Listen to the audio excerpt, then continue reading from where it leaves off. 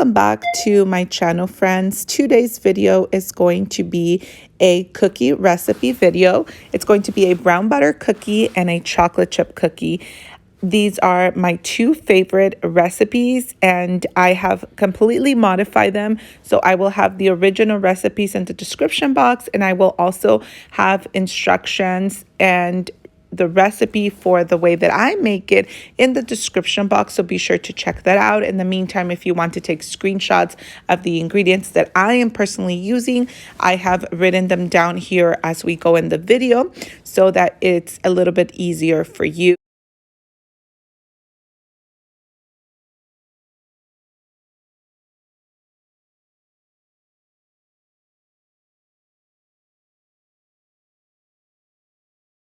What we're starting here to do is to brown the butter. Now, it is important that you know that this butter should not be on the stovetop for more than 10 minutes. So in less than 10 minutes, it will actually start to brown. It's going to have like a caramel color, and it is important that you stir with a whisk every time that it's on the stovetop. So throughout the time that you have it on the stovetop, make sure that you're whisking it. I broke my whisk recently, so that's why I'm using a spatula. And so here, when you start to see that foam, that's when you need to be very careful.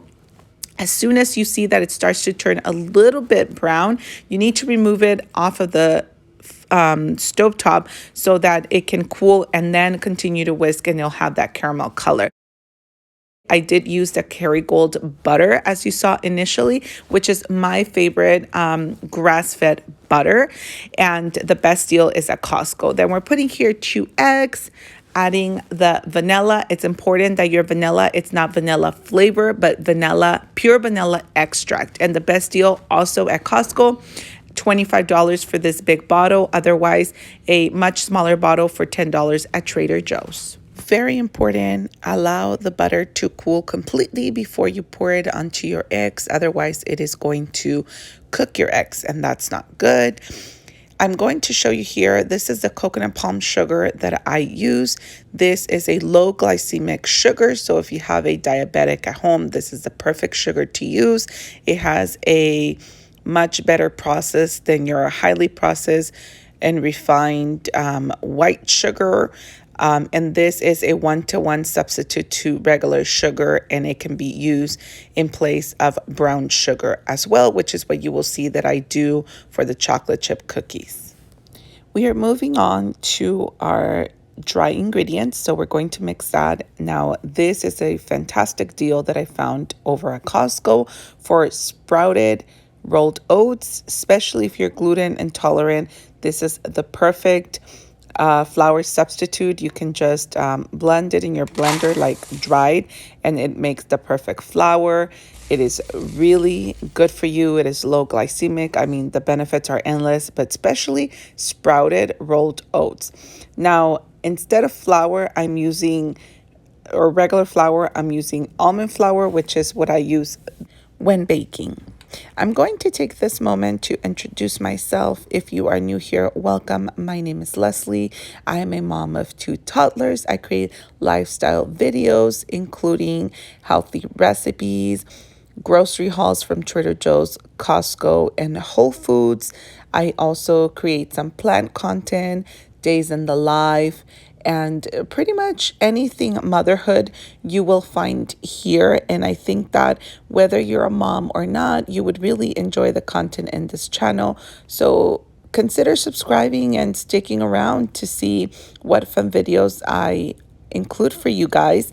And we don't travel a ton, but every time that we do travel, we do take you guys with us. Back to the video, I'm mixing here my wet and my dry ingredients. And I just wanted to let you know that if you didn't know this, usually when baking cookies or cake, you want to make sure that you don't overmix batters for the consistency. That's really important for the end result of the consistency. Like, it can turn out to be like super spongy or not super spongy, things like that. But anyway, so here I'm just molding my cookies. This batter is kind of thick, so it allows you to just mold it. It doesn't spread too much.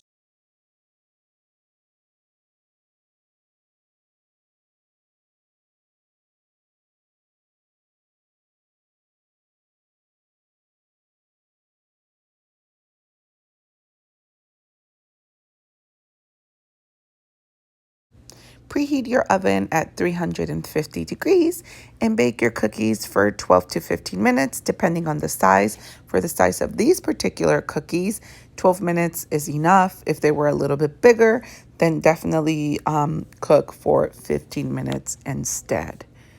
These cookies are so buttery. They have a very milky, buttery flavor. I can't even describe it. It's so, so delicious. And they have the consistency of an oatmeal cookie. You can definitely add in things to it. You can add chocolate chips and raisins if you want, or walnuts.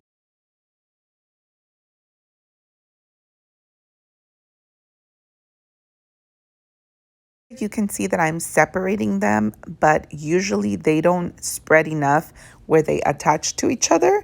So it just happened on this time. But like I said, usually I don't have to do that, but make sure you give them a good spacing. And look at those delicious oats. Now we are moving on to our chewy chocolate chip cookie. My cookies do not have a super chewy consistency. If you do want to make them more chewy, then you should definitely use a little bit more coconut oil. I use only 1/4 of a cup, but you should really use about half a cup of coconut oil. Now, this recipe, the original one, obviously doesn't call for coconut oil. It is just because of all of the modifications that I make to my recipes. But with the coconut oil, it really gives you all of those important MCTs and I mean, just a ton of benefits. I've always talked about in my grocery hauls the benefits of coconut oil. But if you're interested in me talking or expanding a little bit more on that, let me know. I'll be happy to make a video about some of the staples that I use when baking and give you the full benefits of them. Otherwise, it would be too much in this video. So here you're just mixing your wet ingredients and you're mixing until you can see this consistency here. Otherwise, you need to continue to mix. Now we're moving on to our flour. Just wanted to quickly explain something about the spelt flour. Spelt is an Asian grain. It is like it has a mild nutty flavor. It's a popular alternative to wheat, and it actually has slightly more protein than regular whole wheat. It also has, I think, if I'm not mistaken, a lower glycemic index. It provides several like essential nutrients such as iron, magnesium, zinc, and also consuming spelt grains can improve like your heart health. It can help you with digestion, reduce the risk of diabetes, and like really help you like maintain like a healthy weight and things like that. So this is not why I use it because we're dieting or anything in this household, but just because it is a much better alternative to regular flour, especially the highly processed bleach flour, but it's an even better alternative than whole wheat in my opinion. But any whole grain is going to be good. Here I'm just adding optional add-ins to my batter. I'm adding walnuts. I just love to add walnuts to any of my breads and cookies for the majority of them. So this batter here is really important not to overmix. As you can see, I'm adding a very small amount of chocolate chips too. Please feel free to add as many chocolate chips as you want to your cookies.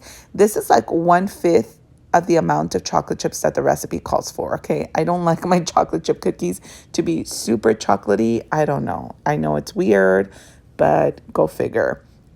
So here we're just molding the cookies. These cookies will spread a ton, so just FYI. One thing I really want to point out here is that neither one of these cookies call for almond flour in the recipe. However, I use almond flour the most in all of my baking because it gives us a good source of protein and a ton of other benefits without eating highly refined, white, bleached flours. So I do use a mix for these cookies of the spelt flour and the almond flour, just because if I only use almond flour, the consistency is just extremely flimsy. These cookies I bake for 12 minutes and this is the end result. They are very delicious. this cookie is a favorite amongst my friends and family. Everybody actually always wants me to bake this cookie. So if you made it till the end, thank you so much for watching. Please leave me a cookie emoji, and I'll see you on the next one. Bye.